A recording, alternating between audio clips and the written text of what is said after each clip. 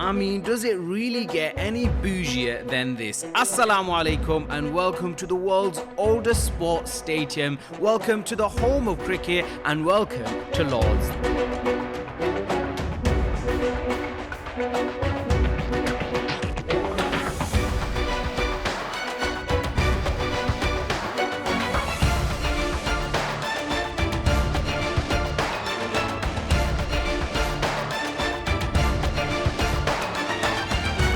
Venue has seen some of the most iconic moments in history, and today there's hopes that Lords can witness yet another iconic moment as Cape Flats Sports Academy alongside Moeen Ali Sports Academy, Oasis Crescent and so many other organisations will be hoping to come together and raise money for a one-of-a-kind sports centre in Cape Flats, South Africa. Today, Lords, specifically the Long Room, is hosting the Cape Flats Charity Gala dinner, working alongside the likes of Moeen Ali and JP Duminy. And just look at where we are. This is what you call iconic. This is what you call grandeur. And the beautiful thing about this room is the fact that this room isn't just filled with history for England cricketers, but cricketers from all over the world. We've got some of the best cricketers in Sri Lanka's history. We've got some of the best cricketers in England's history. We've got some of the best cricketers in India's history. I mean, look at the brother up there, William Gilbert Grace there with a beautiful beard, mashallah. And then if we carry on coming along, you see more and more portraits. And I want to point this out as well. This is how well Lords are treating us. Look at this. What do you see there? Table 1, Tarek Ahmed. They're putting us at the top of the table. That's what you like to see, yeah? This is the stadium where Michael Slater performed his infamous, the first ever time, his helmet kiss. This is the stadium where Shahid Afridi had his incredible, the game of his life back in 2009. And today we're hoping for another iconic event.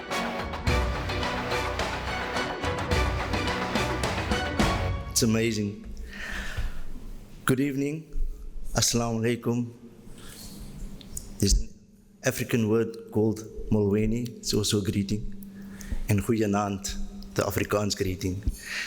The one thing I want to ask you, although I'm the face here, I'm the voice here, I'm a bit emotional.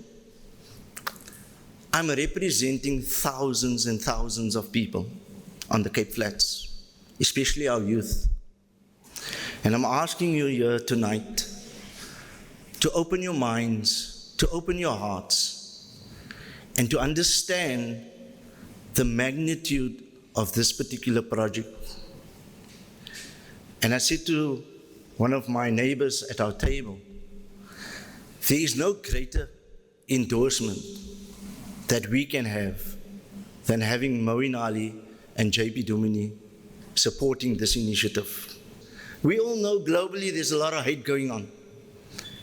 Let's change that dynamic. We have that opportunity tonight to join the Laveniers. So, Heart of Cape Town, I'm hoping I'm going to find someone here that says, I want to be the front runner to get the Heart of London going. And we'll set up something. Laveniers, we're applying this to get into the English dictionary. It's basically just someone with a good heart trying to help someone else. And that's our message here tonight. My job is for Moeen, JP, Dalin. They need to take over. My job is done now.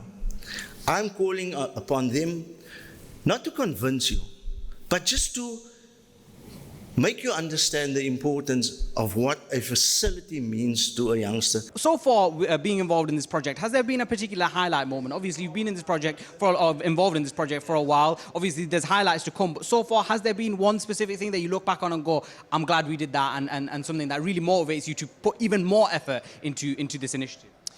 I think the thing that stands out is seeing the finished product. There might have been some murmurs on the materials that's going to be used to complete this project, and that's recycled material. So I had the privilege of seeing a finished article in one of the communities in Cape Town, and by far it is one of the most extraordinary things being seen, using, as I said, recycled bottles, tires, and then sort of brings it together with, you know, the brick and mortar and so forth. And to see the kids really celebrate it. And, you know, for me, it's really about creating jobs as well. It's creating jobs in the community. So it's not just about servicing the community from a next generation point of view, but providing jobs for people that are, I mean, the unemployment rate in South Africa on a whole, I think it's about 40%. So, this just aids well in terms of what we're trying to do. The interesting thing is, for those that are from Cape Town and speak a little bit of Afrikaans, the nickname that actually stuck with me was Kopper. Yeah, you can see those are the guys that laugh. What that means is big head. A big head. And unfortunately, that is not a name that I'm very proud of. So I'm pretty happy with JP more than Kopper, to be honest. Okay, well, let's... Yes. Sorry, just when I was young, I was also called Big Ed. So everyone called me Frankenstein because my head was so big. So yeah. This is going well, isn't it? Yeah. Now, you guys, you played against each other many, many years. Any special moments that involved you both? Did you sledge each other at all? Or? Did you see how he put up the mic first? Yeah. Carry on. No. We played quite a bit against each other, especially I think around the 2015 to I think 18 or something. I just remember catching JP out here. He's absolutely smashed it and is one of my best catches. Yeah. What role did, being a Muslim and Islam really play in your, I guess, overall success that you've seen in your career? I have to ask you that as a person. Yeah, look, for me, it was everything. Obviously, Islam, I wasn't so practicing when I was younger, but I know the day I decided, okay, for me, this Islam is the truth, was the day actually my cricket became much better. I was always quite good when I was young, but cricket then took a backward step and Islam was number one for me. And I think that really took pressure off cricket, number one, but also I was very content. I'm very content. Alhamdulillah, I'm very happy with everything in life, generally good or bad. And yeah, it just keeps your feet on the ground and things like that. But saying that, Islam changed everything, but I was brought up really well by my parents, alhamdulillah, like the way they bring you up and sort of humble, and my brothers and my sister and family around, the support I always had. And so, yeah, I wasn't very educated. I'm not educated or anything in certain things, but Islam is one of those things where I love and I have a passion for it. Yeah. Ismail, tell me, why did Oasis Crescent decide to get involved in this initiative? We've gotten involved in this project to give back to the community. It's part of one of the many outreach programs that we are part of. And alhamdulillah, it gives us a good opportunity to actually interact with people that are also giving back to society and being a part of such great ventures. It's actually fantastic. It's my first time visiting Lords, so it's a fantastic experience. Really enjoying it, getting to meet great people and taking in all of the atmosphere.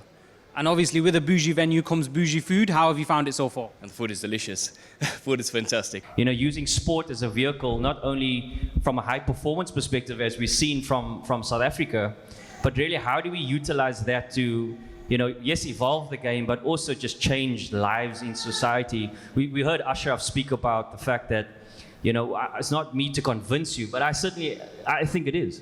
I think it's for us to convince, not only in this room, but the people that influence this group of people as well, for us to have a bigger impact on society using sport as a great vehicle. You once survived I think I'm right in saying three reviews in 1 hour or one session. In one over. In one over? Yeah, it was one over. Well, it was in one session then. So I survived 3 in 1 over of Shakib Al Hassan. Yeah. And then there was another one, the following over off him. Umpire gave it not out, and it was out. But they didn't take the review because they thought I had some sort of power. I think we all have people that we know who want to aspire and do more, and sometimes don't have the ability or capacity. And this certainly is delivering hope. And if you can make even just one single change for one person, that's great. And then imagine you could do it for multiple people across different communities in that area. I really do feel they're onto something big and something, how do I describe this with the right word, if I can find one? It is probably a life-changing opportunity for a bunch of different people, and that's why the cause is so great. It was a great honour to be asked to come here and support this amazing, amazing project. And I had time down in Cape Town in the 80s, a long time ago, playing for Avondale, which was, I think, the first multi-racial side that had ever played there. And it was fantastic. I've still got great friends from there. And so I've got a nice link to this evening's cause. If you can get young kids playing sport, particularly those kids who wouldn't normally get an opportunity to play. That's why these two guys, great guys, have got behind it. That's why there's so much support for it, and I think it's going to be a massive success. I can't wait to see it in a couple of years, 2 or 3 years, when it's really flying. And my dad actually, we started an academy years ago before I even played. It was called Streets to Arena, and we managed to have a radius of a couple of miles where loads of players would come and play. And there was actually loads of county players within the age groups in different counties. My brothers played, my cousin played, he played Test cricket, and there's loads of us playing. Then we changed it to the Moeen Ali Academy because that was my dad's name, and well, that is my dad's name. And he wanted to make it a bit bigger and better.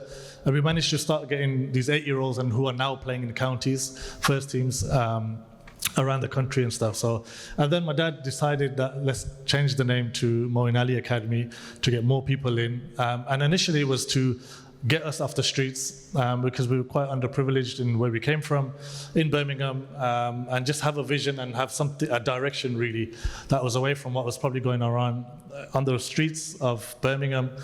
And so so it took from there, and I always I probably held on to those kind of roots and decided that when this opportunity came, I thought, having been to Cape Town a couple of times, I found Cape Town very special and it was an amazing place. I remember the first time, before I even went there, everyone's telling me don't go to South Africa, it's dangerous, etc. And me being a 20-year-old I was a little bit afraid, but I also thought, why not? Let's go and play out this opportunity to play. Anyway, I fell in love with the place. I thought it's one of the best places I've ever been to in my life till this day. It's beautiful in every way. The people are amazing. Took my family, my mum came out, my sister came, my brothers came, my wife came, because I was like, you have to see this place. And then when Ashraf approached regarding this, I thought, there's no better way in trying to give back to a community that I don't know as well as JP, but I know it in terms of I've lived there for a little bit, played there, and have some sort of attachment to it. So I thought, why not? It's a great opportunity. Why do you feel like it's important for us to support organisations and projects like that? Firstly, I mean, there was a point, I don't know if you heard, when Moeen said to get the kids, even my son who played for England in Essex, Ahmed Prabhakar, I wanted him to be off the streets. So the kids off the street, make them busy to play. And sports has given me a lot, and I'm sure when you get involved in sports, education-wise, you get sponsorships, you get scholarships, and then you get your passion, and then you end up in a place like this. So I think it's a wonderful thing that these guys are doing, the academy, and I myself wouldn't mind getting involved because there's 2-3 reasons, because that's South Africa obviously involved.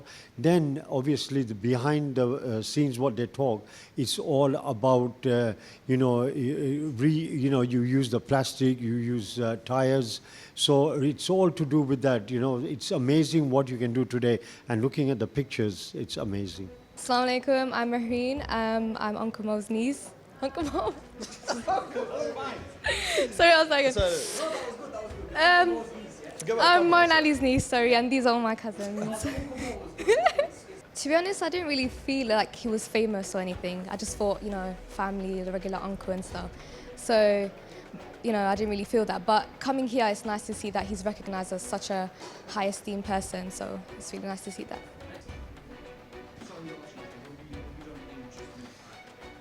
that. My favourite moment is when he took us to the Cotswold, and then we went out as a family, and then we really enjoyed ourselves. He took out his own time, and then obviously we went out together as a family. Because I'm from Essex, even Birmingham, he just mocks my accent for no reason, but it's funny because he's my uncle, so I got a lot of, can't violate him. To be fair, my favourite moment with Uncle Mo is when we went to Dubai. I went to IMG, so it was an indoor theme park, and he forced me to go on this ride that I really didn't want to go on. I was scared, I'll be honest with you, but he forced me to go on it. I actually ended up enjoying it. I think it was 100, so we were able to sit at the box and enjoy the view and food, and it was really nice watching him play. It's not my favourite, it's probably his favourite. I ran into a glass door and he doesn't let it go. When I was younger. I didn't see the the glass and I just ran into it. Fascinating story. There was this young kid that was part of our high performance program, and he had done exceptionally well. He played in a tournament called the District Sixes, which is called the CPL in a District Sixes team, which we owned, and he had won the tournament. And that next week, he wrote an oral where he explained that past weekend was one of the best and one of the highlight of his life. This was a 12-year-old kid, a highlight of his life. A few days later, he was unfortunately part of a crossfire in a shootout in the community and unfortunately died. And this is unfortunately, I get goosebumps just telling that story. This is unfortunately what we deal with on a day-to-day basis. And here we have an opportunity to make a small difference in a greater cause. And we heard videos, we heard Ashraf's speech in a world that is dying in terms of how we treat one another, where there's so much anger and frustration and animosity across culture, across religions. And here we have an opportunity to make a difference.